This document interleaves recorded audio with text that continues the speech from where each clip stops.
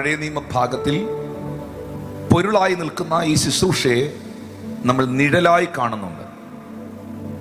മോശയുടെ കാലഘട്ടത്തിൽ മോശ ആചരിച്ച പെസഹായും ചോരത്തളിയും യേശു കർത്താവിൻ്റെ കാൽവറി മരണത്തോടുള്ള ബന്ധത്തിലും ഈ ആത്മീക ശുശ്രൂഷയോടുള്ള ബന്ധത്തിലും നമുക്ക് മനസ്സിലാക്കുവാൻ കഴിയുന്നുണ്ട്. തൻ്റെ ജനമായ ഇസ്രായേലിനെ ചെങ്കടൽ രണ്ടാക്കി വിഭാഗിച്ച് അതിൻ്റെ നടുവിലൂടെ മേഘത്തിൻ കീഴിൽ തൻ്റെ ജനത്തെ ദൈവം നടത്തിയത് സ്നാനത്തിനൊരു മുൻകുറിയായി, ഒരു നിഴലായി നമ്മൾ കാണുന്നുണ്ട്. എന്നാൽ യഥാർത്ഥമായി പൊരുളായി തിരുമേശയുടെ ശുശ്രൂഷയോ സ്നാന ശുശ്രൂഷയോ പഴയ നിയമത്തിൽ കാണാൻ കഴിയാത്തതും പുതിയ നിയമത്തിൽ ദൈവം അനുഷ്ഠിക്കുവാൻ തൻ്റെ ജനത്തിന് നൽകിയ അതിപ്രധാനപ്പെട്ട രണ്ട് ശുശ്രൂഷകളുമാണ്. പുതിയ നിയമത്തെ 3 ഭാഗങ്ങളായി തിരിച്ചാൽ ഈ 3 ഭാഗങ്ങളിൽ നിന്ന് ചരിത്രം, ഉപദേശം, പ്രവചനം എന്നിങ്ങനെ വേർതിരിക്കാൻ കഴിയും. അതിൽ മത്തായി മുതൽ അപ്പോസ്തല പ്രവൃത്തികൾ വരെയുള്ള 5 അധ്യായങ്ങൾ ചരിത്രമാണ്.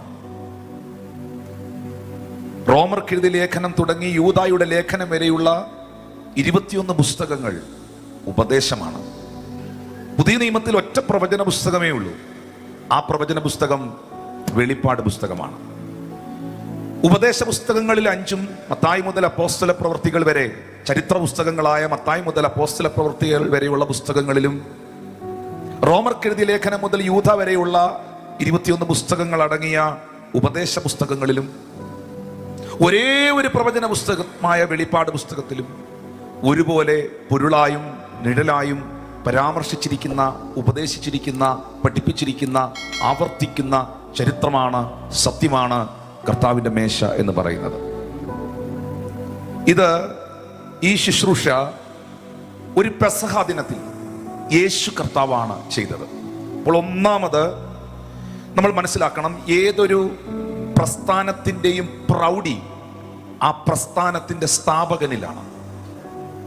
ആരത് സ്ഥാപിച്ചു എന്നുള്ളതിൻ്റെ അടിസ്ഥാനത്തിലാണ് അതിൻ്റെ പ്രൗഢി, നമ്മുടെ ഭാഷയിൽ പറഞ്ഞാൽ അതിൻ്റെ തലയെടുപ്പ്, അതിൻ്റെ അനുഗ്രഹം എന്ന് പറയുന്നത്.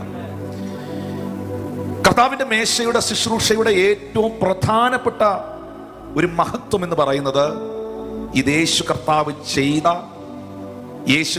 ചെയ്ത് കാണിച്ച, നിങ്ങൾ കൂടി വരുമ്പോഴൊക്കെയും ചെയ്യണമെന്ന് നമ്മളോട് ആവശ്യപ്പെട്ട ഒരു ശുശ്രൂഷയാണ്. ഈ ശുശ്രൂഷ ആരംഭിച്ചത് ഒരു പാസ്റ്ററോ, ഒരു അച്ഛനോ, ഒരു തിരുമേനിയോ, ഒരു ചമ്മാച്ചനോ, ഈ ഭൂമിയിൽ ഏതെങ്കിലും ഒരു ശുശ്രൂഷകനോ അല്ല. ഈ ശുശ്രൂഷ ഭൂമിയിൽ ആരംഭിച്ചത്, ഈ ശുശ്രൂഷ ആദ്യം ചെയ്തത്, നിങ്ങൾ ദൈവമക്കൾ കൂടി വരുമ്പോൾ ഈ ശുശ്രൂഷ ചെയ്യണമെന്ന് ആവശ്യപ്പെട്ടത് യേശു കർത്താവാണ്. അങ്ങനെയാണെങ്കിൽ യേശു നമുക്ക് നൽകിയ ഈ ഉപദേശത്തെ, ഈ കൽപ്പനയെ, ഈ ആഹ്വാനത്തെ നമ്മൾ ഈ ഞായറാഴ്ച പകലിൽ ഈ ആരാധന മധ്യേ അനുസരിക്കുമ്പോൾ അനുസരിക്കുന്നവന്റെ മേൽ അളവില്ലാതെ പകരപ്പെടുന്ന ഒരു ദൈവാനുഗ്രഹമുണ്ട്. ആ അനുഗ്രഹം ഈ ശുശ്രൂഷയിലൂടെ നമുക്കിന്ന് സ്വീകരിക്കാൻ കഴിയും. ഞാൻ വീണ്ടും ആവർത്തിക്കുന്നു, ഇതൊരു ആത്മീക മർമ്മമാണ്, ഇതൊരു വെളിപ്പാടാണ്. നിങ്ങൾ നോക്കുമ്പോൾ ഒരു മേശയുണ്ട്. ആ മേശയിൽ ചില പാത്രങ്ങളുണ്ട്. ആ പാത്രത്തിൽ ബ്രെഡ് വെച്ചിട്ടുണ്ട്. അതിൻ്റെ ചെറിയ ചെറിയ ഗ്ലാസ്സുകളിലായി അതിൽ മുന്തിരിച്ചാറുകളുണ്ട്. നിങ്ങൾ ദൃശ്യമായി നോക്കുമ്പോൾ ഇത് എന്താണ് എന്ന് നിങ്ങൾക്ക് തോന്നും. എന്നാൽ ഒരു കാര്യം മനസ്സിലാക്കണം, ഇത് യേശു കർത്താവ് ചെയ്ത് കാണിച്ച, ചെയ്യുവാൻ ആവശ്യപ്പെട്ട ശുശ്രൂഷയാകിയാലും ഈ ശുശ്രൂഷയുടെ മഹത്വവും ആഴവും സത്യവും വെളിപ്പാടും എന്തെന്ന് യോഹന്നാൻ സുവിശേഷം 6-ാം അധ്യായത്തിൽ സവിസ്തരമായി യേശു കർത്താവ് പഠിപ്പിച്ചിട്ടുള്ളതാകിയാലും ഇത് ഞാൻ ഏറ്റവും വിലമതിക്കുന്ന, ഏറ്റവും ബഹുമാനിക്കുന്ന, ശ്രേഷ്ഠമായി കാണുന്ന ഒരു കർത്തൃ ശുശ്രൂഷയാണ്. യോഹന്നാൻ 6-ൽ യേശു കർത്താവ് പറയുന്നുണ്ട്, ഞാൻ ജീവന്റെ അപ്പമാകുന്നു. മരുഭൂമിയിൽ നിങ്ങളുടെ പിതാക്കന്മാർക്ക് മന്ന ലഭിച്ചു. ആ മന്ന കഴിച്ചിട്ടും അവർ മരിച്ചല്ലോ. മന്ന കഴിച്ച് മരിച്ചെന്നല്ല, വാർദ്ധക്യത്തിങ്കിൽ കുറെ നാൾ കഴിഞ്ഞപ്പോൾ ഒരു സാധാരണ മനുഷ്യനെ പോലെ അവർ മരണപ്പെട്ടു. എന്നാൽ യേശു പറയുന്നു, ഇതോ തിന്നുന്നവൻ എന്റെ മാംസത്തിന് നിഴലായിരിക്കുന്ന ഈ അപ്പവും എന്റെ രക്തത്തിന് നിഴലായിരിക്കുന്ന ഈ മുന്തിരിച്ചാർ കുടിക്കുകയും ചെയ്യുന്നവൻ, ഇതോ ഭക്ഷിക്കുന്നവൻ എന്നേക്കും ജീവിക്കും. ഇത് തിന്നുന്നവൻ മരിക്കാതിരിക്കേണ്ടതിന്. അപ്പോൾ എന്റെ ചോദ്യം, മരണമില്ലാത്ത മനുഷ്യരുണ്ടോ? ജനിച്ചാൽ മരിക്കണ്ടേ? എന്നെങ്കിലും ഉണ്ടായില്ലേ? ദൈവം എല്ലാവർക്കും ദീർഘായുസ്സും ആരോഗ്യവും നൽകട്ടെ. പക്ഷേ ഈ മരണം കേവലം ഒരു ശാരീരിക മരണത്തെ കുറിച്ചല്ല യേശു കർത്താവ് പറയുന്നത്. ഇത് തിന്നുന്നവൻ മരിക്കാതിരിക്കേണ്ടതിന് സ്വർഗത്തിൽ നിറങ്ങുന്ന അപ്പമാകുന്നു. ഇതിനെ, ഈ മേശയെ ദൈവം കണക്ട് ചെയ്യുന്നത് എറ്റേണിറ്റിയോടാണ്, നിത്യതയോടാണ്. എന്നെ തിന്നുന്നവൻ എന്മൂലം ജീവിക്കും, ഒടുക്കത്തെ നാളിൽ ഞാൻ അവനെ ഉയർപ്പിക്കും.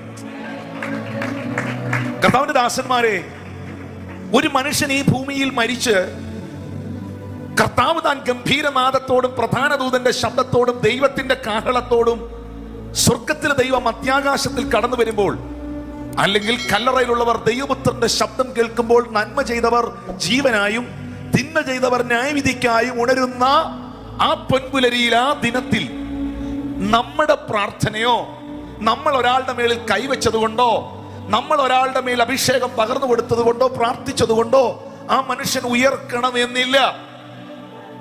ഒരു മനുഷ്യൻ മരണാനന്തര ജീവിതത്തിലേക്ക് പ്രവേശിക്കുക, അവൻ ഉയർത്തെഴുന്നേൽക്കുക, മരണത്തിനപ്പുറമായി ജീവിതം ഉണ്ടാകുക എന്ന് പറയുന്നത് ഈ ഭൂമിയിലെ ഒരു സംഘടനയ്ക്കും വ്യക്തികൾക്കും മതങ്ങൾക്കും ചെയ്തു കൊടുക്കാൻ കഴിയുന്നതല്ല.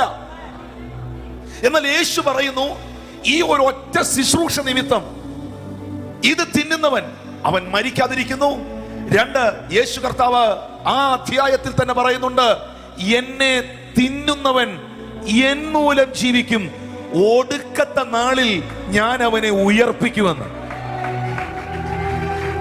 ഏത് പാട്ടിന് പറ്റുമത്? ഏത് പ്രഭാഷണത്തിന് കഴിയുമത്? ഏത് വ്യക്തികൾക്ക് കഴിയുമത്? ഏത് പ്രവചനത്തിന് സാധിപ്പിക്കാൻ കഴിയുമത്? ഏത് പ്രസംഗത്തിന് സാധിപ്പിക്കാൻ കഴിയുമത്? എന്നാൽ അത് സാധിപ്പിക്കുന്ന ഒരു ശുശ്രൂഷയുടെ മുമ്പിൽ ഇന്ന് പകൽ നിങ്ങൾക്ക് വരാൻ കഴിഞ്ഞത് ഒരു അനുഗ്രഹമാണെന്ന് വിശ്വസിക്കുന്നവർ ഒന്ന് കൈകൾ അടിച്ച് കർത്താവിന് നന്ദി പറഞ്ഞേ. എന്നെ തിന്നുന്നവൻ എന്മൂലം ജീവിക്കും, ഒടുക്കത്തെ നാളിൽ ഞാൻ അവനെ ഉയർപ്പിക്കും. ഹല്ലേലൂയ. ശബ്ദം ഉയർത്തി ഹല്ലേലൂയ. അങ്ങനെയാണെങ്കിൽ പൗലോസ് ശ്ലീഹ പറഞ്ഞതായ ആ ഭാഗത്തിലേക്ക് നമ്മളൊന്ന് വരികയാണ്. പൗലോസിന്റെ വാക്കുകൾ ഈടുറ്റ കരുത്തുള്ള ശക്തമേറിയ വെളിപ്പാടുകളാണ്. അവിടെ അപ്പോസ്തലൻ 1 കൊരിന്ത്യർ 11:23 മുതലുള്ള വാക്യങ്ങൾ വായിക്കുമ്പോൾ അപ്പോസ്തലനായ പൗലോസ് പറയുന്നു, ഞാൻ കർത്താവിൽ നിന്ന് പ്രാപിക്കുകയും നിങ്ങൾക്ക് ഏൽപ്പിക്കുകയും ചെയ്യുന്നത് എന്തെന്നാൽ. അപ്പൊ ഇത് ഞാൻ മനുഷ്യരിൽ നിന്ന് പ്രാപിച്ചതല്ല, മനുഷ്യനിൽ നിന്ന് പഠിച്ചതല്ല. ഞാൻ ഈ പറയുന്ന കാര്യം പൗലോസ് പറയുന്നു, ഞാൻ കർത്താവിൽ നിന്ന് പ്രാപിച്ചതാണ്. ഈ യാഥാർത്ഥ്യം, ഈ സംഭവം പത്രോസിനോ യാക്കോബിനോ യോഹന്നാനോ മറ്റ് അപ്പോസ്തലന്മാർക്കോ കർത്താവിൽ നിന്ന് പ്രാപിക്കേണ്ട കാര്യമില്ലായിരുന്നു. കർത്താവിന്റെ കൂടെ നിന്ന് അവരത് കണ്ടതാണ്. ശ്രദ്ധിച്ചു കേൾക്കണം, അങ്ങും ഇങ്ങും നോക്കിയിരുന്ന് മിസ് ചെയ്തു പോകല്ലേ. കാരണം മത്തായി സുവിശേഷം, ഈ വാക്യത്തിലേക്ക് നമ്മൾ തിരിച്ചു വരും.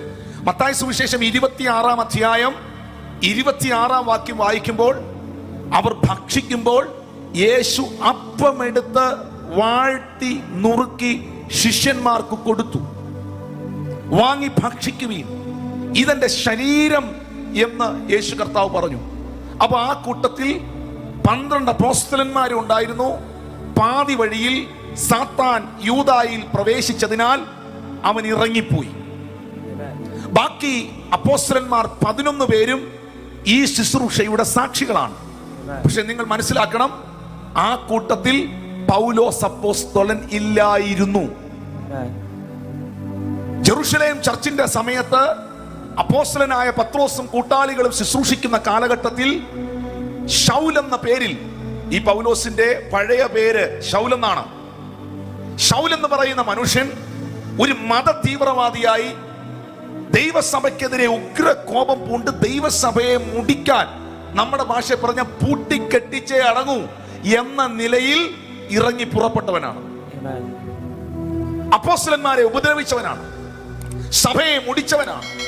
ന്യായപ്രമാണം സംബന്ധിച്ച് തനിക്കുള്ള ശുഷ്കാന്തി, യഹൂദ പാരമ്പര്യം, എബ്രായരിൽ നിന്ന് ജനിച്ച എബ്രായൻ, മതപണ്ഡിതൻ, വേദ പണ്ഡിതൻ, മത തീവ്രവാദി, ഈ നിലകളിൽ അതിശക്തമേറിയ തലക്കനമുള്ള ഈ സഹോദരൻ ദൈവസഭയെ തകർത്തു കളയാൻ അധികാരികളിൽ നിന്ന് അധികാരപത്രം വാങ്ങി ജെറുസലേമിൽ നിന്ന് ഈ മനുഷ്യൻ യാത്ര ചെയ്യുമ്പോൾ ദമസ്കോസിന്റെ പടിവാതിക്കൽ എത്തുമ്പോൾ സൂര്യനേക്കാൾ മിന്നുന്ന പ്രഭാകിരണങ്ങൾ തന്റെ കണ്ണിലടിച്ച് താൻ സഞ്ചരിച്ച വാഹന മൃഗത്തിന്റെ മുകളിൽ നിന്ന് നിലത്തു വീണു.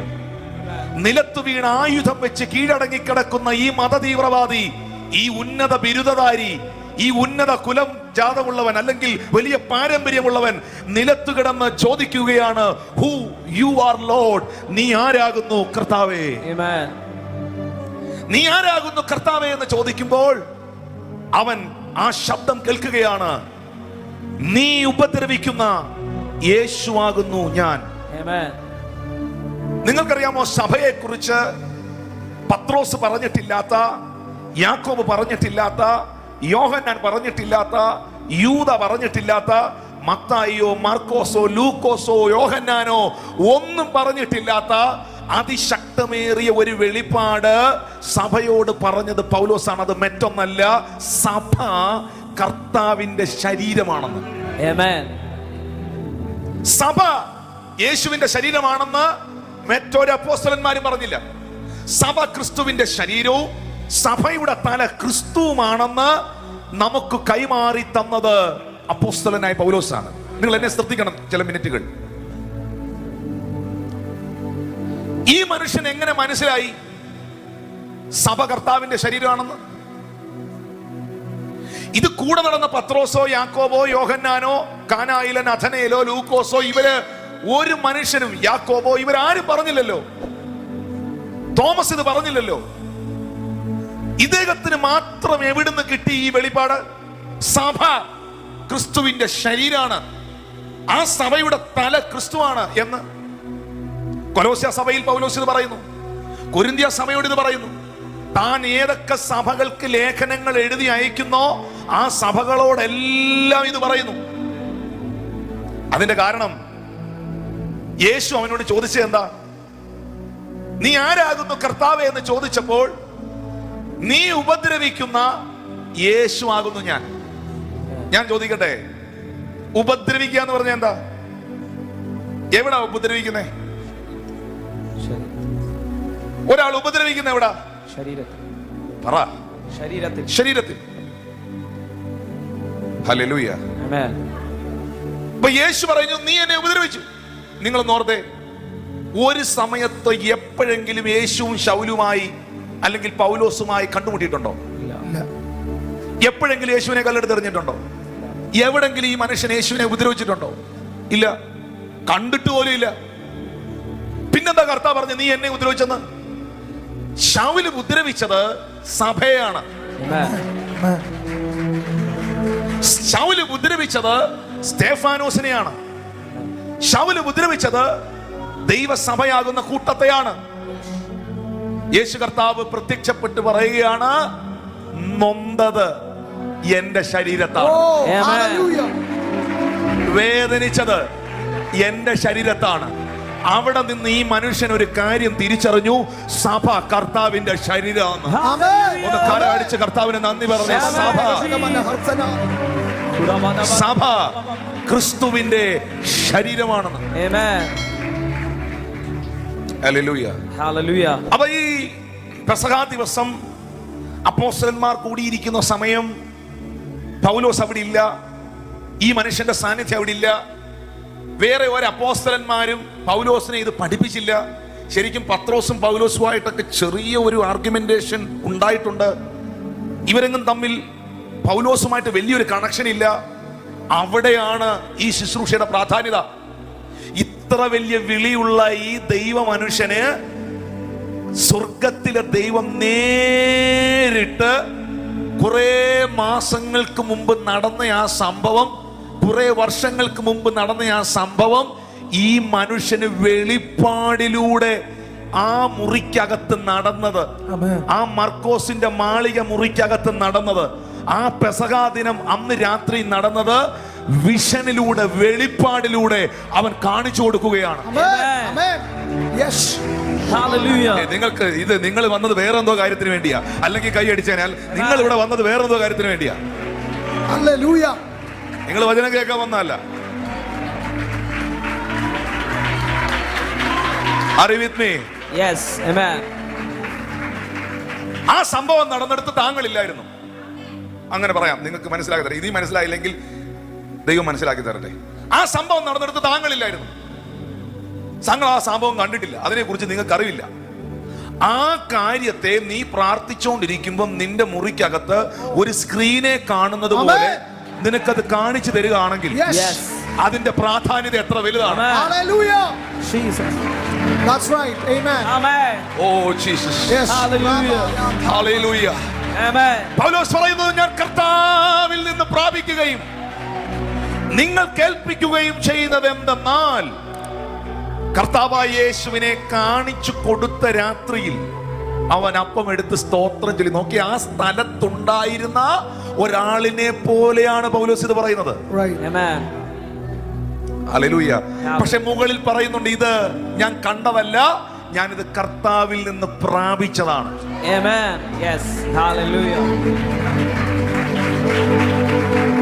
അടുത്ത വാക്യത്തിൽ രേഖപ്പെടുത്തിയിരിക്കുകയാണ്, ഇത് നിങ്ങൾക്ക് വേണ്ടിയുള്ള എന്റെ ശരീരം, എന്റെ ഓർമ്മയ്ക്കായി ഇത് ചെയ്വീൻ. ഈ ചെയ്വീൻ എന്നുള്ള വാക്കുണ്ടല്ലോ, അതാണ് ഇന്ന് ഈ തിരുമേശ ഇവിടെ വരാനുള്ളതിന്റെ കാരണം. Amen.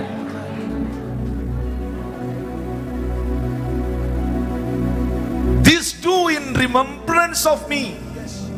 Number one, Jesus Christ established this table. Amen. ഇത് യേശു കർത്താവ് സ്ഥാപിച്ച ശുശ്രൂഷയാണ്. Amen. രണ്ട്, this table is the table of remembrance. Amen. ഓർമ്മപ്പെടുത്തലിന്റെ മേശയാണ്. Amen. മനുഷ്യന്റെ ഏറ്റവും വലിയ പ്രത്യേകത എന്നാണെന്നറിയാമോ? പ്രശ്നം, പ്രത്യേകതയല്ല, പ്രശ്നം മറവിയാണ്. എന്താണ് മറവി?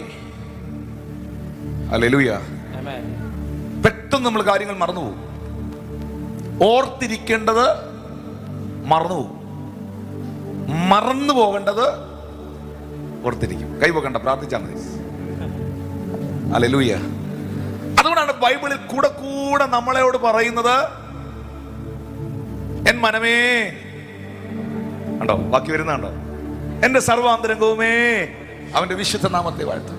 എന്റെ മനമേ നീ യഹോവയെ വാഴ്ത്തുക, അവന്റെ ഉപകാരങ്ങൾ ഒന്നും മറക്കരുത്. കാരണം നമുക്ക് അങ്ങനെ ഒരു പ്രശ്നമുണ്ട്. Amen. Hallelujah. Hallelujah. Hallelujah. Praise the Lord. Amen. എന്നാൽ ജീവിതത്തിൽ ഒരിക്കലും മരിക്കുന്നതുവരെയും മറക്കാതെ ഓർത്തിരിക്കേണ്ട ഒരു കാര്യം, നിനക്ക് വേണ്ടി, നിന്നെ രക്ഷിക്കാൻ, എന്നെ രക്ഷിക്കാൻ എനിക്കായി ക്രൂശിൽ മരിച്ചവനെ, Amen. യാഗമായവനെ, Hallelujah. ബലിയായവനെ മറക്കരുത്, മറക്കരുത്. ഈ തിരുമേശയുടെ ശുശ്രൂഷ നടക്കുമ്പോൾ എങ്ങനെയെങ്കിലും ഇതൊന്ന് കഴിഞ്ഞ് കിട്ടണം, എങ്ങനെയെങ്കിലും ഇതൊന്ന് തീർന്നിട്ട് വീട്ടിൽ പോകണം, ഇതൊന്ന് പ്രസംഗം ഒന്ന് കഴിഞ്ഞൊന്ന് പ്രാർത്ഥിച്ചിരുന്നെങ്കിൽ ഇത് കഴിക്കുകയും കുടിക്കുകയും ചെയ്തിട്ട് പോകാമായിരുന്നു എന്ന് ചിന്തിക്കുന്നവർ എന്തിനാണ് ഈ ശുശ്രൂഷയിൽ പങ്കെടുക്കുന്നത് എന്നാണ് എൻ്റെ ചോദ്യം. നിങ്ങൾക്ക് കർത്താവിൻ്റെ കാൽവറി മരണത്തെയും നിങ്ങൾക്ക് വേണ്ടി ക്രൂശിൽ മരിച്ച കർത്താവിൻ്റെ പീഡാനുഭവങ്ങളെയും സഹനങ്ങളെയും ഈ തിരുമേശയിൽ ഓർക്കാൻ കഴിയാതെ, ഒരു തെറ്റും ചെയ്യാത്ത ദൈവമായിരുന്ന എന്നാൽ വേഷത്തിൽ മനുഷ്യനായി ഭൂമിയിലേക്ക് ഇറങ്ങി വന്ന, ദൂതന്മാരുടെ ആരാധനകളിൽ വസിക്കുന്ന, സറാപ്പുകൾ രണ്ടുകൊണ്ട് മുഖം മൂടി, രണ്ടുകൊണ്ട് പാദം മൂടി, രണ്ടുകൊണ്ട് ചിറകടിച്ച് ഒരുത്തനോടൊരുത്തൻ സൈന്യങ്ങളുടെ ദൈവമായ യഹോവ പരിശുദ്ധൻ പരിശുദ്ധൻ പരിശുദ്ധൻ എന്ന് ആർപ്പിടുന്ന, സ്വർഗീയ സിംഹാസനത്തിൽ ഇരുന്ന, ദൂതന്മാരുടെ ആരാധനയിൽ വസിച്ച, മുഴു സ്വർഗവും ആദരിക്കുന്ന, മുഴു പ്രപഞ്ചത്തെയും വാക്കുകളാൽ ഉളവാക്കിയ അദൃശ്യനായ ദൈവത്തിന്റെ പ്രതിമയും സർവശക്തനാകുന്നവനും താൻ മാത്രം അമർത്യതയുള്ളവനും അടുത്തുകൂടുവാൻ കഴിയാത്ത വെളിച്ചത്തിൽ വസിക്കുന്നവനും ആൽഫയും ഒമേഗയും അത്ഭുതത്തിന്റെ മന്ത്രിയും വീരനായ ദൈവവും നിത്യപിതാവും സമാധാന പ്രഭുവും ആധിപത്യങ്ങളെ തോളിൽ വഹിക്കുന്നവനും 7 പൊൻനിലവിളക്കുകളുടെ നടുവിൽ ഉലാവുന്നവനും വെള്ളോട്ടിന് സദൃശ്യമായ കാലുള്ളവനും പെരുവെള്ളത്തിന് ഇരച്ചിൽ പോലെ ശബ്ദമുയർത്തി ന്യായം വിധിക്കുന്നവനും 7 നക്ഷത്രങ്ങളെ വലങ്കയിൽ പിടിച്ചവനുമായ ഇത്ര വലിയവനായ സർവശക്തനായ സർവജ്ഞാനിയായ സർവവ്യാപിയായ രാജാതി രാജാവും കർത്താതി കർത്താവും ദേവാതി ദേവനുമായവൻ എന്നെ രക്ഷിക്കാൻ, എന്നെ സ്വന്തമാക്കാൻ, എന്നെ വിടുവിക്കാൻ വേഷത്തിൽ മനുഷ്യനായി ഈ താണഭൂമിയിലേക്ക് വന്നു.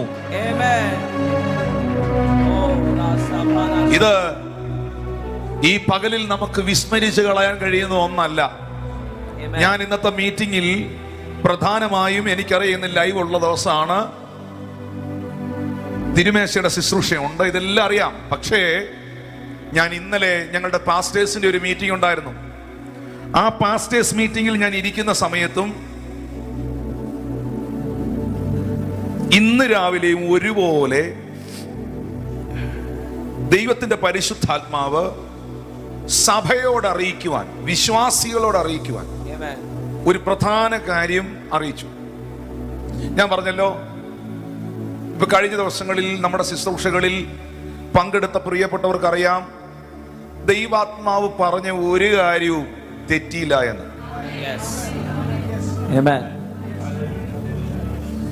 എനിക്ക് നിങ്ങൾ പറയുന്നതിനേക്കാൾ വിശ്വാസമാണ് പരിശുദ്ധാത്മാവ് ഒരു കാര്യം ഇടപെടുന്നത്.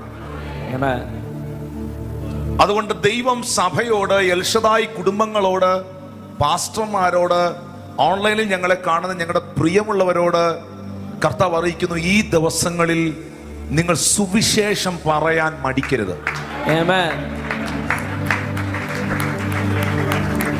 സുവിശേഷത്തിന് ഭയങ്കരമായി എതിർപ്പുള്ള ഒരു കാലഘട്ടമാണ്. സുവിശേഷം പറയുന്നവനെ പരിഹസിക്കുന്ന ഒരു കാലമാണിത്. സുവിശേഷം പറയുന്നവനെ പുച്ഛിക്കുന്ന, ഏതോ ഒരു തരം താണ നിലയിൽ നോക്കുന്ന ഒരു കാലഘട്ടമാണിത്. അതവരുടെ അറിവില്ലായ്മയാണ്. ഇന്ന് നിത്യതയിൽ വിശ്രമിക്കുന്ന അതിശക്തനായ മിഷണറിയും പ്രസംഗകനുമായിരുന്ന ഡോക്ടർ ബില്ലി ഗ്രഹാമിനോട് ദീർഘവർഷങ്ങൾക്ക് മുമ്പ് അമേരിക്കൻ സെനറ്റ് അല്ലെങ്കിൽ അവിടുത്തെ ഗവൺമെന്റ് പേഴ്സണലായി അദ്ദേഹത്തോട് ആവശ്യപ്പെട്ടു, അമേരിക്കയുടെ ഒരു തിരഞ്ഞെടുപ്പിൽ, ഒരു ഇലക്ഷനിൽ താങ്കൾ ഒരു സ്ഥാനാർത്ഥിയായി നിന്നാൽ ഉറപ്പായും ഡോക്ടർ ബില്ലി ഗ്രഹാം താങ്കൾ ആ ഇലക്ഷനിൽ ജയിക്കുമെന്ന് ഡോക്ടർ ബില്ലി ഗ്രഹാമിനോട് അറിയിച്ചപ്പോൾ, അത് മാധ്യമങ്ങൾ അറിഞ്ഞിട്ട് മാധ്യമ സമൂഹം ഡോക്ടർ ബില്ലി ഗ്രഹാമിനോട് പറഞ്ഞു, താങ്കൾ അമേരിക്കയുടെ പ്രസിഡന്റിന്റെ കാൻഡിഡേറ്റായി നിൽക്കാൻ തീരുമാനിക്കുന്നുണ്ടോ എന്ന് ചോദിച്ചപ്പോൾ തന്റെ കരത്തിലിരുന്ന ഹോളി ബൈബിൾ, വിശുദ്ധ ബൈബിൾ ഉയർത്തി കാണിച്ചിട്ട് പറഞ്ഞു, ഇതിലും താണ ഒരു ജോലി ചെയ്യാൻ, ഇതിലും താണ ഒരു ശുശ്രൂഷ ചെയ്യാൻ ഞാൻ തയ്യാറല്ല.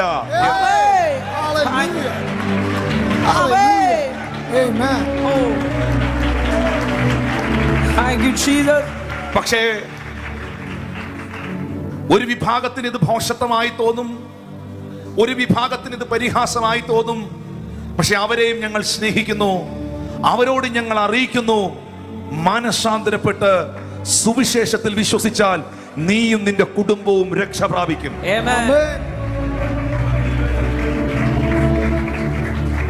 എന്താണ് സുവിശേഷം ചെയ്യുന്നത്? എന്റെ സഹോദരന്മാരോട് എല്ലാവരോടും ഞാൻ സ്നേഹത്തോടെ പറയുന്നു, സഭയോട് പറയുന്നു, ഈ പല സോഷ്യൽ മീഡിയ പ്ലാറ്റ്ഫോമിലും ഈ മെസ്സേജ് കേൾക്കുന്ന ഞങ്ങളുടെ ചില സഹോദരന്മാരുണ്ട്. എനിക്കവരെ പേഴ്സണലി അറിയില്ല. അവരെന്റെ മെസ്സേജുകളൊക്കെ ഇങ്ങനെ കട്ട് ചെയ്ത് നല്ല ആശയത്തിൽ, നേരത്തെ പറഞ്ഞ കാര്യമല്ല, നല്ല ആശയത്തിൽ നന്മയായി പ്രചരിപ്പിക്കുന്നവരുണ്ട്. അവരെല്ലാവരും ഇതിൽ സഹകരിക്കണം, പ്രചരിപ്പിക്കണം. സഭ സുവിശേഷം അറിയിക്കുന്നതിൽ ഒത്തിരി പുറകോട്ട് പോയിരിക്കുന്നു. യഥാർത്ഥമായി സുവിശേഷം പ്രസംഗിക്കുന്നവരുടെ എണ്ണം കുറയുന്നു. അപ്പോസ്തലനായ പൗലോസിനെ സ്വർഗത്തിലെ ദൈവം വിളിച്ചു വേർതിരിക്കുമ്പോൾ പൗലോസിനോട് ഒറ്റ കാര്യമേ ദൈവം പറഞ്ഞുള്ളൂ. അപ്പോസ്തല പ്രവൃത്തി 26 അധ്യായത്തിന്റെ 18 വാക്യത്തിൽ ആ ദൈവ മനുഷ്യനോട് ദൈവം പറയുകയാണ്, അവർക്ക് എന്ന് വെച്ചാൽ മനുഷ്യർക്ക് പാപമോചനവും എന്നിലുള്ള വിശ്വാസത്താൽ ശുദ്ധീകരിക്കപ്പെടുന്നവരുടെ ഇടയിൽ അവകാശവും ലഭിക്കേണ്ടതിന് അവരുടെ കണ്ണ് തുറക്കാനും. അപ്പൊ എന്താ, മനുഷ്യരെല്ലാം അന്ധന്മാരാണോ? ഇവിടെ പറയുന്ന അന്ധത ആത്മീയ അന്ധതയാണ്. ദൈവത്തെ കാണാൻ കഴിയാത്ത, രക്ഷകനെ കാണാൻ കഴിയാത്ത, സത്യത്തെ അറിയാൻ കഴിയാതെ മനുഷ്യന്റെ കണ്ണുകളെ തിമിരം പിടിപ്പിച്ചിരിക്കുന്ന പൈശാചിക ബന്ധനത്തിന്റെ അന്ധതയാണ്.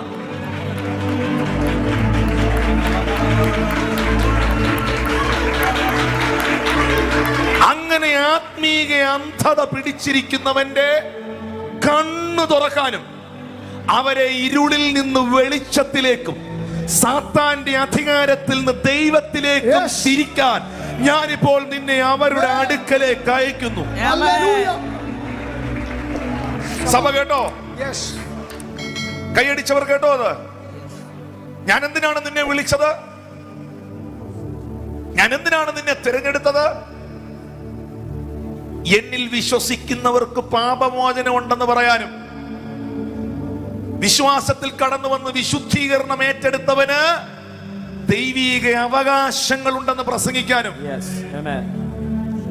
ആത്മീക അന്ധത പിടിച്ച് തിന്മയിൽ കിടക്കുന്ന തിമിരം ബാധിച്ചവന്റെ ആത്മീക തിമിരം മാറ്റി അവന്റെ അകത്തെ കണ്ണ് തുറപ്പിച്ച് അവന് ദൈവത്തെ കാണാനും, ഇരുട്ടിൽ നിന്ന് ഇരുട്ടിനകത്ത് കിടക്കുന്ന ഒരു സമൂഹത്തെ വെളിച്ചത്തിലേക്കും സാത്താന്റെ അധികാരത്തിൽ കിടക്കുന്ന കുറെ വിഭാഗങ്ങളെ, ജനത്തെ ദൈവത്തിലേക്കും തിരിക്കാൻ.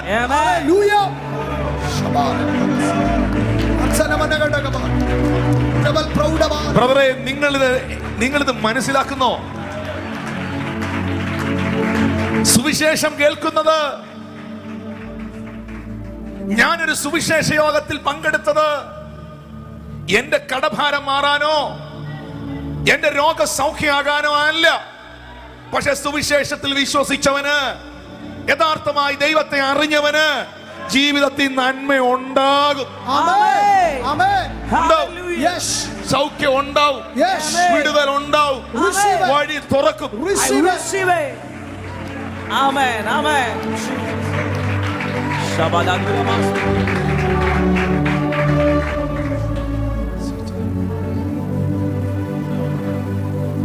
എന്തിനാണ് വിളിച്ചത്? ഒരു വലിയ കൂട്ടത്തെ, പൗലോസേ, അവരെ ഇരുട്ടിൽ നിന്ന് വെളിച്ചത്തിലേക്കും സാത്താന്റെ അധികാരത്തിൽ നിന്ന് ദൈവത്തിലേക്കും തിരിക്കാൻ. അപ്പൊ സാത്താന്റെ അധികാരത്തിൽ നിന്ന് ദൈവത്തിലേക്ക് തിരിക്കുന്നതും ഇരുട്ടിൽ നിന്ന് ക്രിസ്തുവാകുന്ന വെളിച്ചത്തിലേക്ക് നമ്മെ നയിക്കുന്നതും, ആത്മീക അന്ധത, ആത്മീക തിമിരം നമ്മളിൽ നിന്ന് എടുത്തു കളയുന്നതും, പാപവിമോചനവും വിശുദ്ധീകരണവും എല്ലാം നമ്മിൽ കൊണ്ടുവരുന്നതും ഈ സുവിശേഷത്തിന്റെ കേൾവിയും ഈ സത്യ സുവിശേഷത്തിലുള്ള വിശ്വാസമാണ്.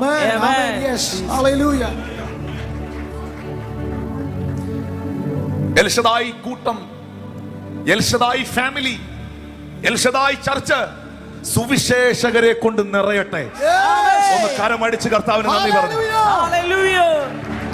എൽഷദായി കൂട്ടം, എൽഷദായി സഭ ആത്മഭാരമുള്ളവരെ കൊണ്ട് നിറയട്ടെ. ഭാരതത്തിലുള്ള മുഴുവൻ സഭകളും, ലോകത്തിലുള്ള മുഴുവൻ സഭകളും, കേരളത്തിലെ മുഴുവൻ സഭകളും ആത്മഭാരമുള്ള സുവിശേഷകരാൽ സമ്പന്നമാകട്ടെ. തിരിക്കണം, വഴി തിരിക്കണം. തിരിയണമെങ്കിൽ ഇത് പറയണം. ഇത് പറയാൻ മടിക്കല്ലേ? ലൂക്കോസ് സുവിശേഷത്തിൽ 22 അധ്യായത്തിൽ യേശു പറയുന്നുണ്ട്, ഈ ഭൂമിയിൽ മനുഷ്യരുടെ മുൻപിൽ എന്നെ ഏറ്റുപറയുന്നവനെ, ഈ ഭൂമിയിൽ മനുഷ്യരുടെ മുമ്പിൽ എന്നെ കുറിച്ചോ എന്റെ വചനത്തെ കുറിച്ചോ പറയാൻ മടിക്കാത്തവനെ ദൈവദൂതന്മാരുടെയും മുഴു സ്വർഗത്തിന്റെ മുമ്പിൽ വെച്ച് ഞാനും ഏറ്റുപറയുമെന്ന്. Hallelujah. എല്ലാണോ സ്വർഗത്തിൽ പോയിരിക്കുക അല്ലേ? ദൈവം നിന്നെ അംഗീകരിക്കണമെങ്കിൽ, ദൈവം നിന്നെ ഏറ്റുപറയണമെങ്കിൽ, നീ എന്റേതാണെന്ന് പറയണമെങ്കിൽ ഈ മാറ്റമില്ലാത്ത സുവിശേഷം പറയാൻ നീ മടിക്കരുത്. ഈ മാറ്റമില്ലാത്ത വചനം പറയാൻ നീ മടിക്കരുത്. ഈ മാറ്റമില്ലാത്ത സുവിശേഷവും നിത്യ സത്യ ദൈവമായ ക്രിസ്തുവിനെയും അവന്റെ രക്ഷയും പ്രഘോഷിക്കാൻ മറന്നു പോകരുത്. Amen. Jesus. 2 മിനിറ്റേ ഒരാളോട് മിണ്ടാൻ കിട്ടിയോളെങ്കിലും ആ മനുഷ്യൻ ഒരു പ്രതിസന്ധിയിലാണ്, പ്രതികൂലത്തിലാണെന്ന് മനസ്സിലായാൽ, അല്ലെങ്കിൽ അവൻ ഇരുട്ടിലാണെന്ന് മനസ്സിലായാൽ, അല്ലെങ്കിൽ അവൻ സാത്താന്റെ അധികാരത്തിൽ കിടക്കുന്നവനാണെന്ന് തിരിച്ചറിഞ്ഞാൽ, വെളിച്ചം കയ്യിൽ കൊണ്ട് നടക്കുന്നവൻ ഇരുട്ടിൽ കിടക്കുന്നവനെ സഹായിക്കണം. ഞാനിത് പറയുമ്പോൾ സ്വർഗം അറ്റൻഷൻ ആകുന്ന എനിക്കറിയാം. മടിക്കരുത്, സുവിശേഷം പറയാൻ മടിക്കരുത്, സുവിശേഷം പ്രസംഗിക്കാൻ മടിക്കരുത്.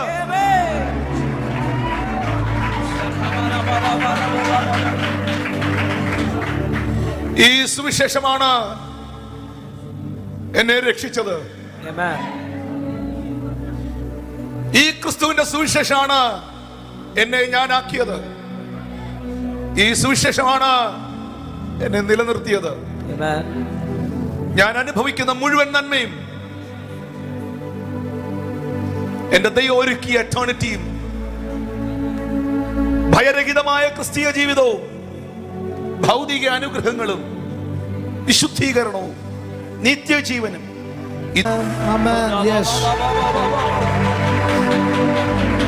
അതിന് പ്ലാറ്റ്ഫോമുകൾ വേണമെന്നില്ല, അതിന് മൈക്രോഫോൺ വേണമെന്നില്ല, അതിന് സ്റ്റേജ്.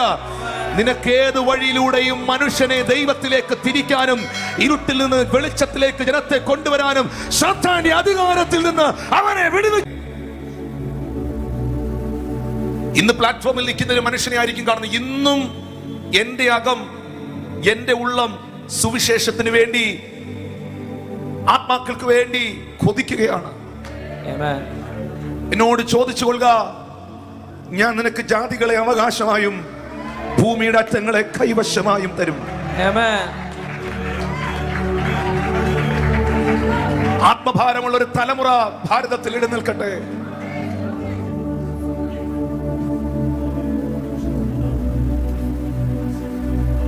അതാണ് അപ്പോസ്തലൻ പറഞ്ഞത്.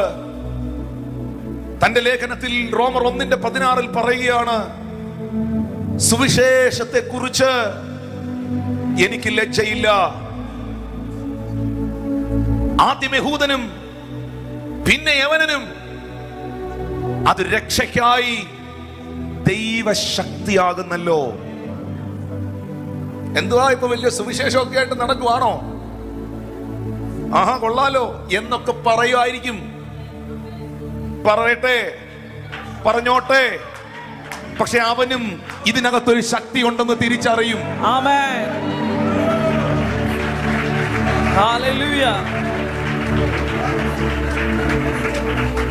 അതിലൊന്നും നമുക്ക് പ്രശംസിക്കാനില്ല.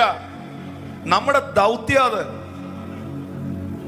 അറിഞ്ഞ സത്യം അറിയിക്കുക എന്നുള്ളത് നമ്മുടെ ദൗത്യ.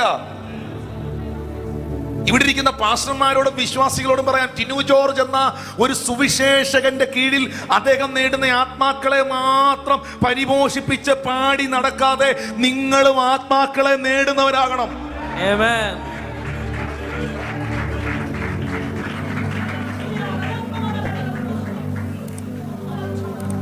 അതിന് പ്ലാറ്റ്ഫോം ഒന്നും വേണ്ട. ഞാൻ തുടങ്ങിയത് പ്ലാറ്റ്ഫോമിലല്ല, ഞാൻ തുടങ്ങിയത് വഴിത്തലക്കലാ. ആമേൻ.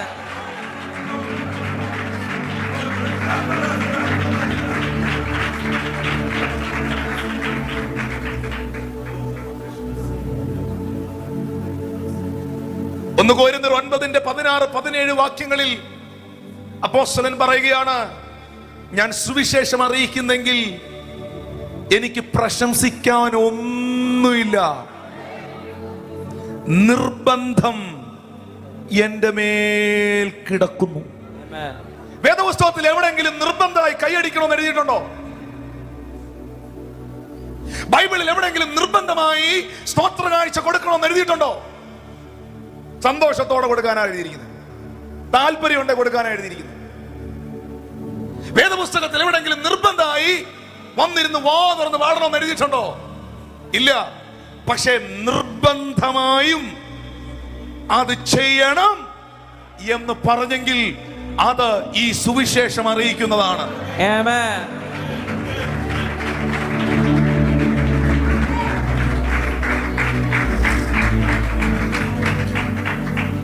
സുവിശേഷം കേട്ടവർ, അറിഞ്ഞവർ, ഈ ദൈവത്തെ അറിയാൻ കൃപ ലഭിച്ച ദൈവമക്കളെന്ന് കൈ ഉയർത്തി. നിങ്ങൾക്ക് സന്തോഷമാണോ? Yes. ഈ ദൈവത്തെ അറിഞ്ഞതിൽ നിങ്ങൾക്ക് സമാധാനം ഉണ്ടോ? Yes. ഉണ്ടോ ബ്രദറെ? ഉണ്ടോ? ഇല്ലേ? കൈ കാണുന്നില്ലല്ലോ. ഈ കർത്താവിനെ അറിഞ്ഞതിൽ സന്തോഷമുണ്ടോ? Yes. ഈ തമ്പുരാനെ വിളിച്ചതിലും സേവിച്ചതിലും നന്മയുണ്ടോ? എന്റെ ദൈവം എന്നെ നിർത്തിയിരിക്കുന്നെന്നുള്ള ബോധ്യമുണ്ടോ? Yes. എന്റെ ചോദ്യം, ഞാൻ മാത്രം സന്തോഷിച്ചാ മതിയോ? ഞാൻ മാത്രം നിന്നാ മതിയോ? ഞാൻ മാത്രം ഇതിനകത്ത് അങ്ങ് ആനന്ദിച്ചാ മതിയോ? മറ്റുള്ളവരും ഇത് അറിയണ്ടേ, ഇത് അറിയിക്കണ്ടേ? നിർബന്ധം എന്റെ മേൽ കിടക്കുന്നു. എവിടെങ്കിലും എഴുതിയിട്ടുണ്ടോ സ്വോത്ര കാഴ്ച ഇട്ടില്ലെങ്കിൽ നിനക്ക് അയ്യോ കഷ്ടമെന്ന്? എവിടെങ്കിലും എഴുതി വെച്ചിട്ടുണ്ടോ പാട്ട് പാടിയില്ലെങ്കിൽ നിനക്ക് ഞാൻ വെച്ചിട്ടുണ്ട് അതിനൊക്കെ അയ്യോ കഷ്ടമെന്ന്? ഞാൻ സുവിശേഷം അറിയിക്കുന്നില്ലെങ്കിൽ എനിക്കയ്യോ കഷ്ടം.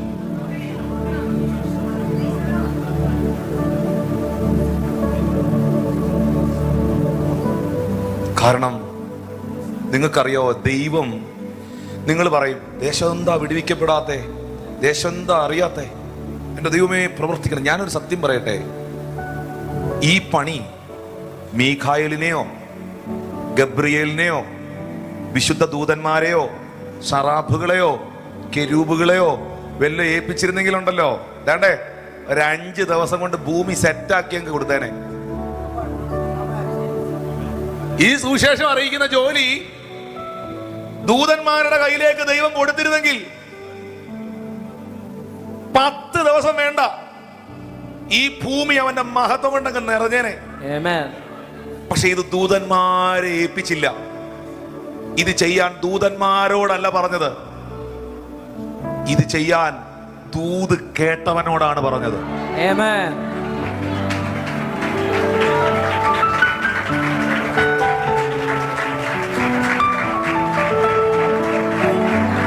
അവരിവിടെ ഉണ്ടെങ്കിൽ ഒന്ന് കൈ അടിച്ച് കർത്താവിന് നന്ദി പറയാം.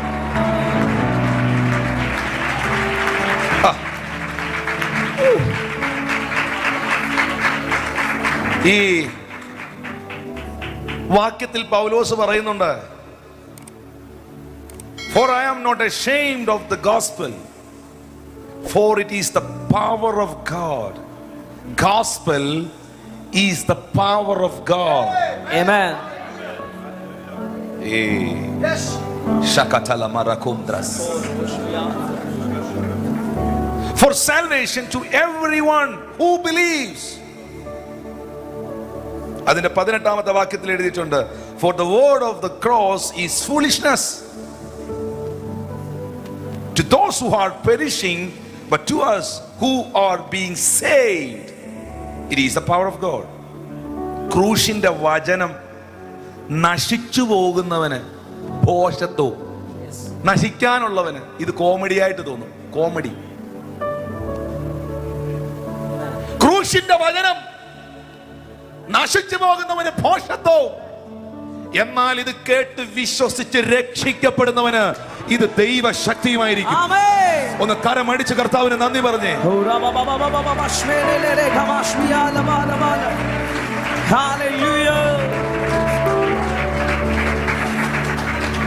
എന്താണ് സുവിശേഷം? ക്രിസ്തുയേശുവിലൂടെ നടത്തുന്ന ലഭ്യമാകുന്ന പാപവിമോചനം. ഈ നമ്മുടെയൊക്കെ മീറ്റിങ്ങുകളിൽ പലപ്പോഴും, എല്ലാ മീറ്റിങ്ങുകളിലും ആദ്യം മുതൽ അവസാനം വരെയും നമ്മൾ പുതിയ നിയമം ആയിരിക്കില്ല പറയുന്നത്. പഴയ നിയമവും നമ്മൾ പ്രസംഗിക്കുന്നു, വിശ്വസിക്കുന്നു. എന്നാൽ ഒരിക്കലും സുവിശേഷം എന്ന് പറയുന്നത് അബ്രഹാമിനെ കുറിച്ചോ ഇസഹാക്കിനെ കുറിച്ചോ യാക്കോബിനെ കുറിച്ചോ പറയുന്നതല്ല. സുവിശേഷം ഒരിക്കലും ഏലാ താഴ്വരയിൽ നടന്ന ദാവീദുമായി ഉണ്ടായ യുദ്ധം പ്രസംഗിക്കപ്പെടുന്നതല്ല. സുവിശേഷം ഒരിക്കലും ഏലിയാവും എലീശയും തമ്മിലുള്ള കണക്ഷനെ കുറിച്ച് പറയുന്നതല്ല. എന്താണ് സുവിശേഷം? ആരാണ് സുവിശേഷം? എന്താണ് ഗുഡ് ന്യൂസ്? 2 തിമോത്തി 2-ാം അധ്യായം 8-9 വാക്യങ്ങളിൽ സുവിശേഷം എന്താണെന്ന് എഴുതിയിട്ടുണ്ട്. ദാവീദിന്റെ സന്തതിയായി ജനിച്ച് മരിച്ചിട്ട് ഉയർത്തെഴുന്നേറ്റിരിക്കുന്ന യേശു ക്രിസ്തുവിനെ ഓർത്തുകൊള്ളുക. അതാകുന്നു എന്റെ സുവിശേഷം. Amen. Hallelujah.